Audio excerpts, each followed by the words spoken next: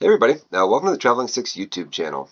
One of the purposes of this channel is to share the traveling adventures of my family of six and really the planning that goes into taking a vacation with a large group of people or a large family, in our case, six people.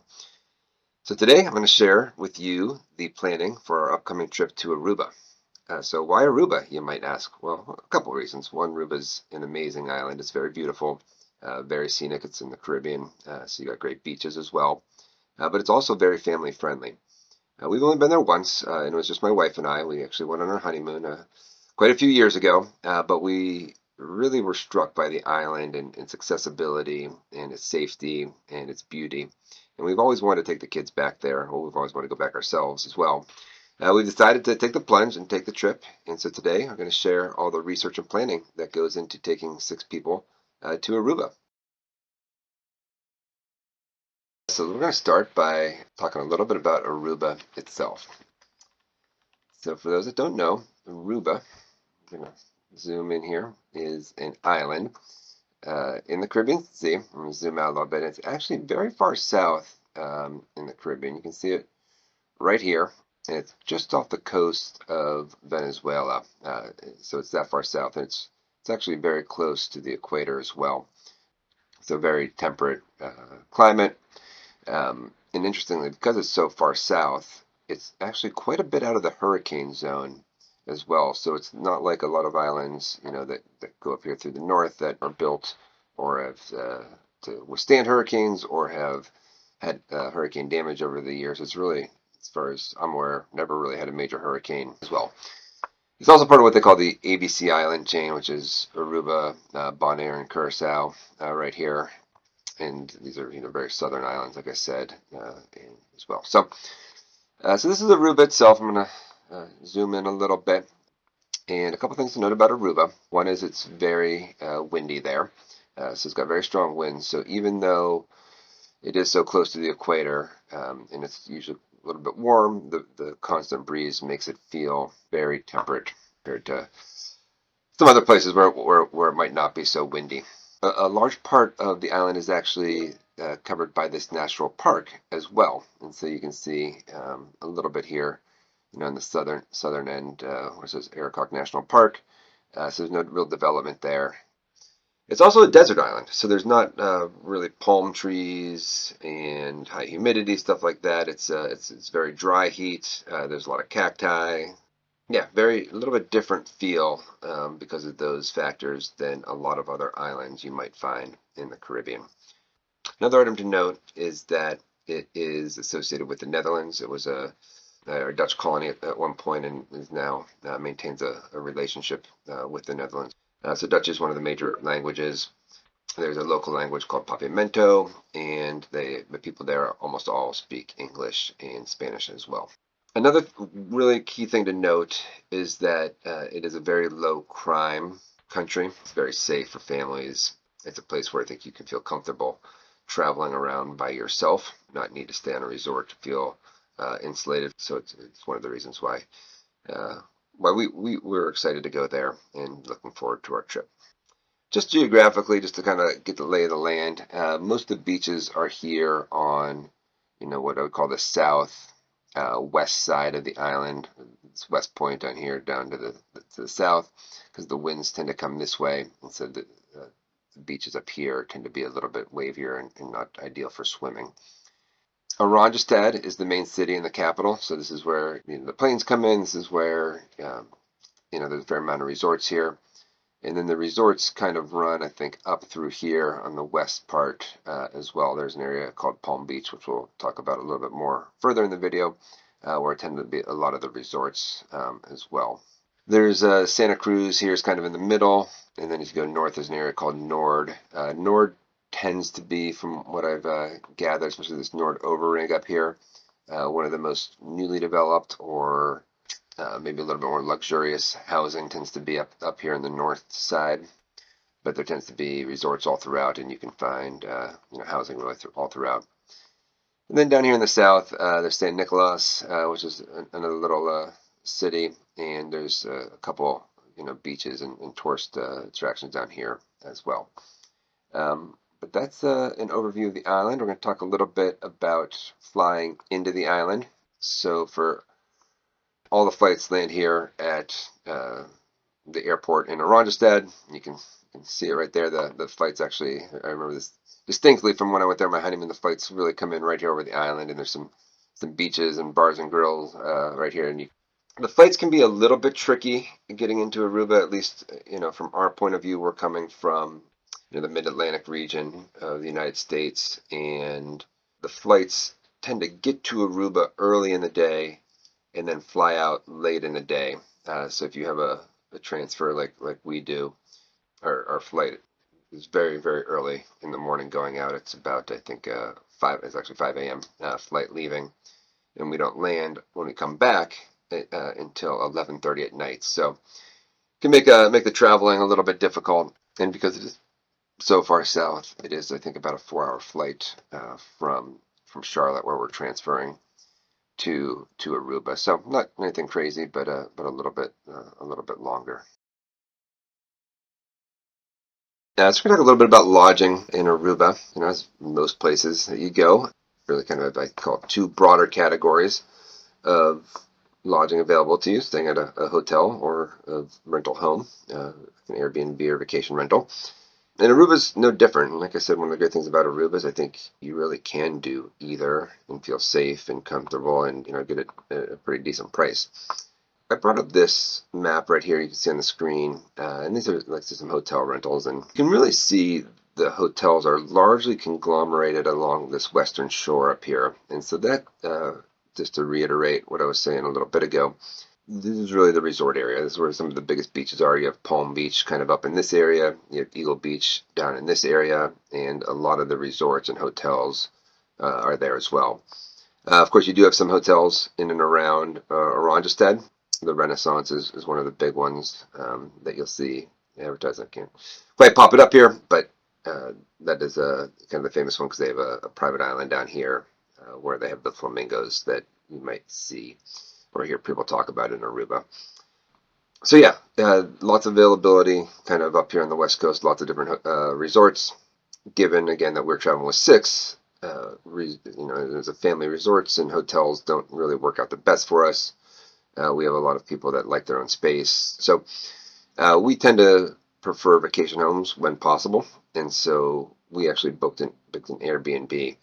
Now I have a week, 2026, put up here just because I have already booked our place and just kind of wanted to show the overview. Now the nice thing about staying in a vacation home, and it's not going to show it on this map, but you can see there's going to be rentals kind of throughout the island, except for the green areas, which again, that's all the national park. There's a few areas up here. Like I said, there's this place called Nord Overig that tends to be newer, more modern, more luxurious type rentals. So you can see some stuff there. Palm Beach, again, this is all resorts, so you're not going to see many houses here. You will see some condos down here, I think, when you get more towards Eagle Beach. Now, there are some great places throughout the island, though, when you start to get into homes. You have some kind of here in the center, the island, Santa Cruz.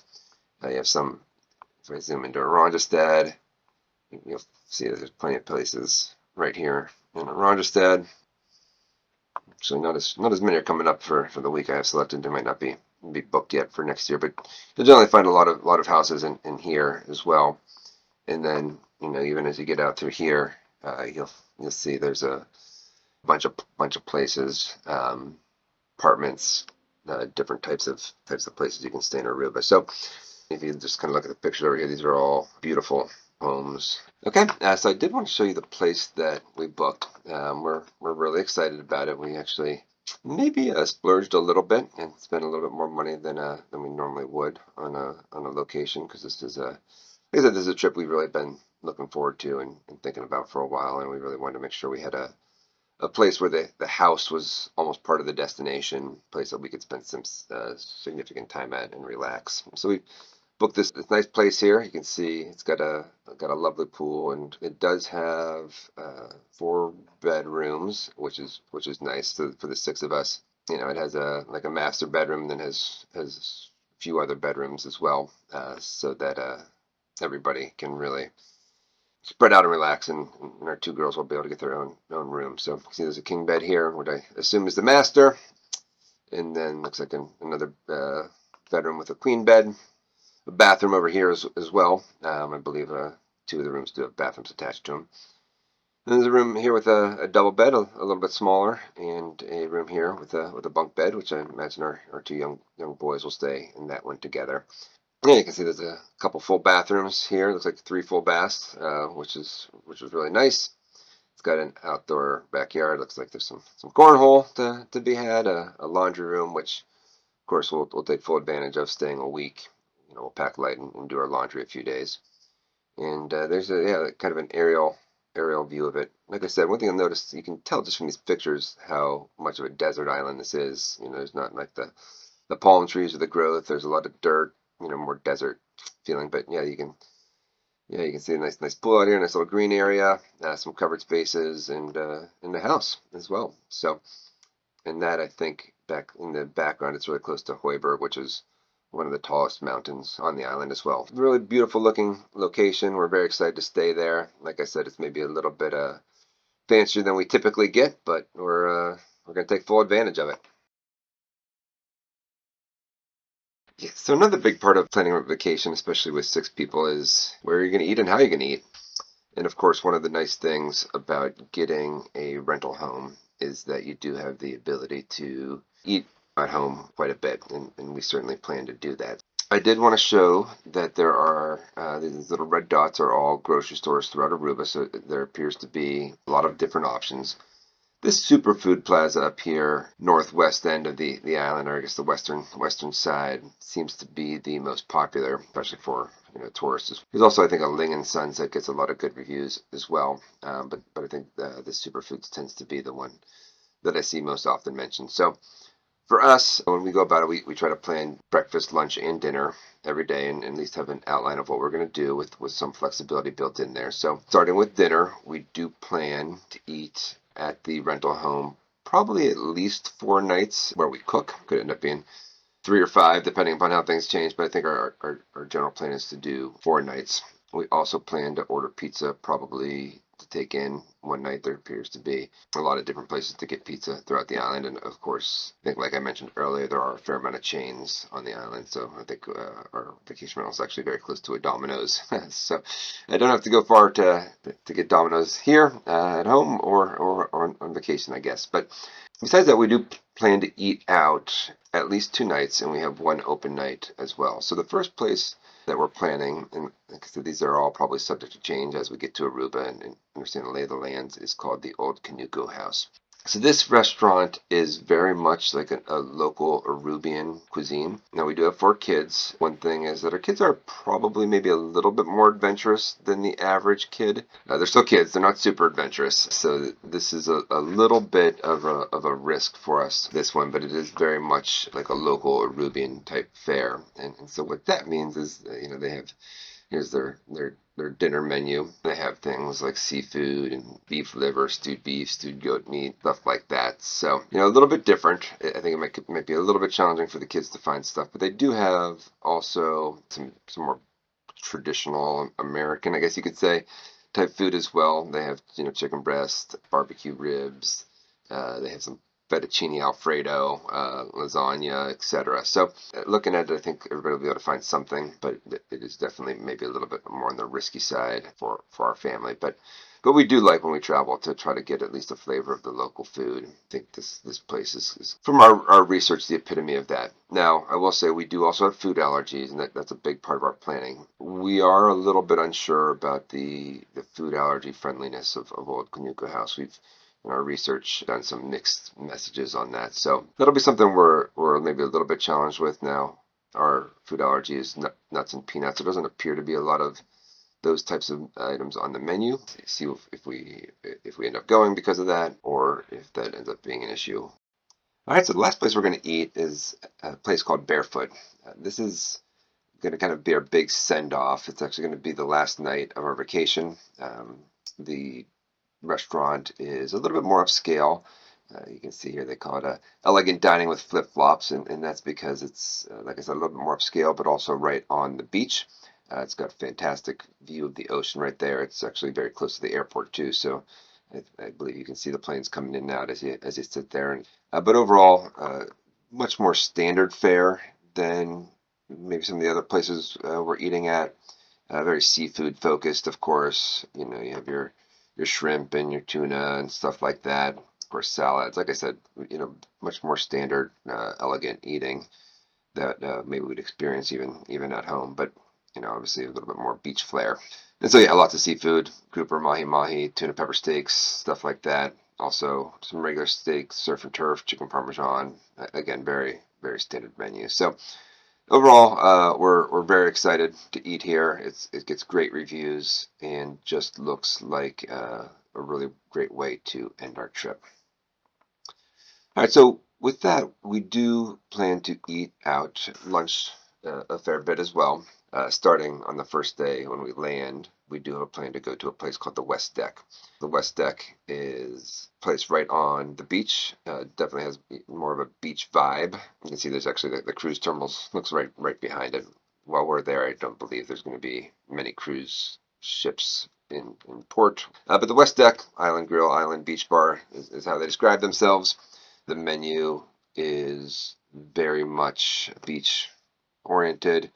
You got your shrimp, you got your, move down to the main eats here. You got some barbecue, you got your seafood skewers, seafood and rolls, stuff like that. So very island focused food, and it'll be a really great way for us to settle in while we wait for our Airbnb to open. So we land earlier in the morning, I think about 11 o'clock, right before lunchtime, and we can't check into our place till closer to 4. So our plan is to go grab a bite after we get our bags in our rental car, go grab some groceries, and then head on over. So after our first day there, we actually probably will eat lunch outside the house most days, and that's mostly just because we're going to be out doing things, whether it's going to the beach or other activities. And so while I think we will probably pack our lunch, especially on beach days, so that we stay at the beach and have fun, we will probably eat out a couple of days as well. And so the next two places we're going to look at, Z Rovers and Eduardo's, are more placeholders as we're kind of traveling around and doing things that we've discovered. Z Rovers seems, again, pretty allergy friendly from best we can tell. Seems to have a really good location. You can see it's really right here on the beach. Don't keep their Facebook page up to date. Looks like these posts are all from 2023, but you can see there's a bunch of people that eat here, and there's even some picnic tables out here well on the deck, and it looks like some boats pull up and whatnot. It's very interesting because it sounds like they bring fresh catching of the day. They might always have shrimp, and they kind of fry it up right there, and you get a bucket, and you can really just order, whatever options they have that day, whether it's shrimp and a couple types of fish or whatnot, and then they have some sides and a bar as well. So if you love seafood or like seafood to go, because I believe that's at least the majority of their menu. But it looks like a pretty neat atmosphere, and looks like it could be pretty fun, and gets pretty good reviews. Also very inexpensive as far as eating out goes from the sounds of it, because it's pretty casual place. The other place we have kind of penciled in is this Eduardo's. They appear to be kind of like some beach bars, and they appear to have a few different locations. So you can see down here the Beach Shack, the Hideaway, the Cabana. They have a truck and Savanta as well. I think these are just different locations, and each location has a little bit different food, but a place that we have found that seems to get some good reviews, and also seems like it can meet our needs. And the last place we have penciled in is Linda's Dutch Pancake House. So Linda's, these Dutch pancakes, because Aruba is a Dutch colony, are very popular, and there's quite a few different pancake houses throughout the island. Linda's is one that we found through our research that seems to be pretty cool. And you can see these pictures down here. They're all different. Some of them are more savory, some are more sweet, but definitely something that when my wife and I went on our honeymoon, we partook in the Dutch pancakes, and something that we want to experience with the kids. So those are the kind of the places we've highlighted to eat. Like I said, very much we're going to focus on utilizing our Airbnb and the ability to have groceries and pack a lunch. Breakfast, most days we will probably eat at home before we go out. Maybe we'll have a breakfast or a brunch out. You could probably count the Linda's as a brunch, but But yeah, we're all a lot of different options on Aruba, different styles of food, and different options and ways to eat. So the last part we need to plan for a Aruba vacation is what we're going to be doing. And for us, when we travel, a big part of it is experiencing the local environment of where we're at. And so for the Aruba, a big part of it is going to be the beaches. And so I was able to find this image online. I credit it. I think it comes from Aruba Marriott Resort and Stills Casino because that's kind of labeled prominently on it, but I'm not 100% sure on that. But either way, I thought it laid out the beaches pretty nicely on this. And so we're going. I think our trip is officially 9 days, 8 nights, but the first day and last day, of course, are mostly travel days. So we really have 7 days on the island, and probably 4 of those days, the majority of the time is going to be spent at beaches. And so that's kind of our goal with going to Aruba is to really just relax, unwind, and spend some time on the beach. I know when we did the island, we talked about some of the beaches a little bit, but for us, the main plan of attack as far as what beaches we're going to go to is Eagle Beach for sure. So you can see Eagle Beach right over here. Eagle Beach is really the main beach as far as beauty and scenery um, on the island. I believe it's ranked among the top beaches in the Caribbean by a lot of publications. So that is definitely a must stop. Palm Beach, which is just above it, is also on our itinerary to do. Palm Beach is a little bit more of a tourist area. There's a lot of the main hotels, and when we went before, we didn't stay in that area, but we did go up there and we saw, it's really those hotels, kind of like you would see in Florida or something like that, lining along the beach. But we'll definitely go check that out. They have a lot of water sports, other activities that you can do at Palm Beach. We're also really looking forward to going to Arashi Beach, which is up here towards the north. And there's also a smaller beach next to it. It's not labeled on here called Boca Catalina. Boca Catalina is pretty famous because you can snorkel with the sea turtles there. Maybe a little bit less of a tourist stop than Eagle Beach or Palm Beach, but also very very nice. Kind of along this western coast of the island here. So those are the main ones on that side. We'll also go to Baby Beach. So Baby Beach is way down here on the far southern tip of the island. And Baby Beach is, I believe it's man-made in the sense that they've built some barriers and it's basically like a little lagoon. It's very shallow. That's why it's called Baby, because babies can wade out pretty far. Very big tourist spot. There's some restaurants down there right on the beach and other things to do. It's the kind of place that I think you have to get there early to get a good spot. So we'll definitely check Baby Beach out.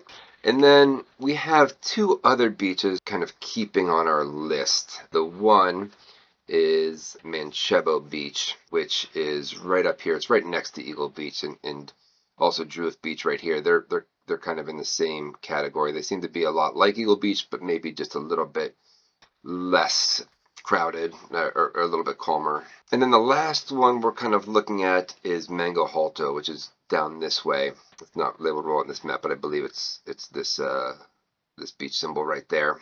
And so Mango Halto is known for its really good snorkeling. A couple of the other beaches, actually, like I said, Boca Catalina and Arashi were pretty good, and there's some snorkeling at Baby Beach as well.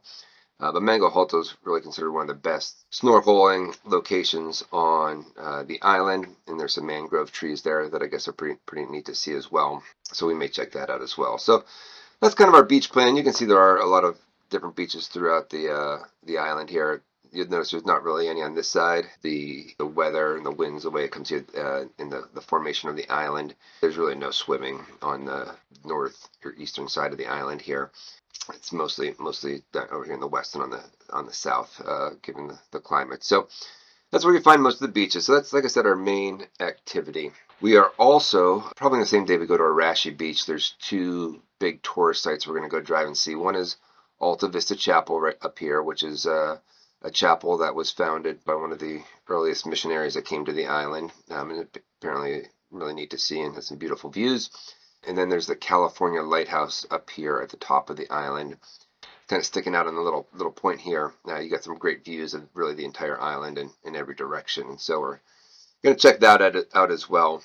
Besides that, We are also going to spend some time probably in downtown Ronjestad, down here, do some shopping. There's a park there, Wilhelmina Park, that has some iguanas and stuff just kind of hanging out to see. And then the last, I think, real option in Aruba is there's all sorts of excursions you can do. And so for us, with 6 people, this vacation is already getting pretty expensive as far as it goes to get there and eat and pay for our accommodations and all that stuff. We're really just going to limit ourselves to one excursion. But we did a lot of research into different things you could do. You can take boat tours, scuba diving, snorkeling, all sorts of stuff like that. Kids weren't overly interested in that. My wife and I did do one of those cruises with the snorkeling and the shipwrecks, of course, the booze, on our honeymoon, and it was fun. We had a really good time. There's also what they call Jeep tours. So the big thing here is you can see up here. There's the Aracock National Park. Or sorry, I should more over in this direction, and that takes up I think about a third of the island. And there are lots of ways to see it. The most common way, which is what my wife and I did when we went previously, is to rent Jeeps or do these Jeep tours or these ATV tours. Get in these vehicles and you kind of off-road it through the park. It's fun.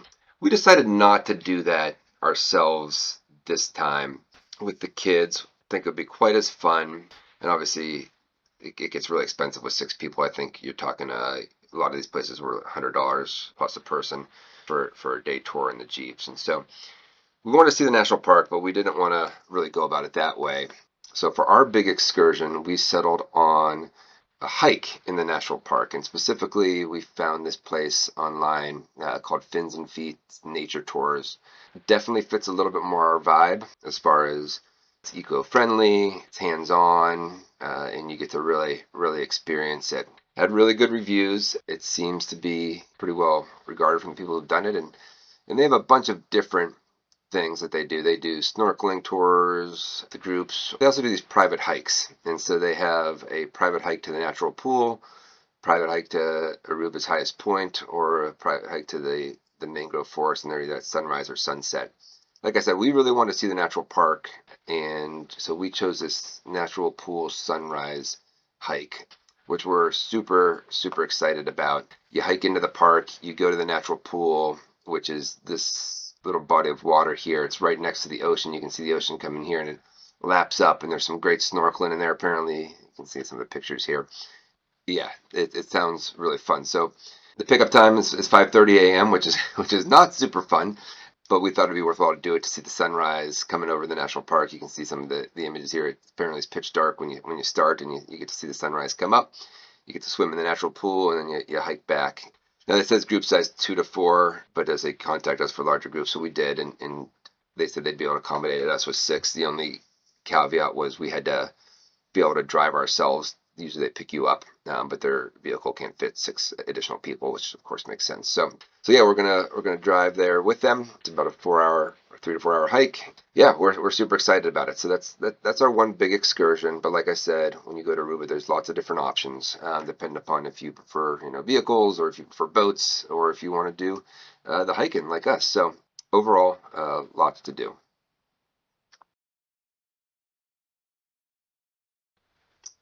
So that's our planning for Aruba. We're looking forward to a pretty amazing trip. I think we've really taken into consideration our family size and some of the dynamics that we have, planning around our allergies, planning around our need for downtime and relaxing, and really just meeting the needs of my family.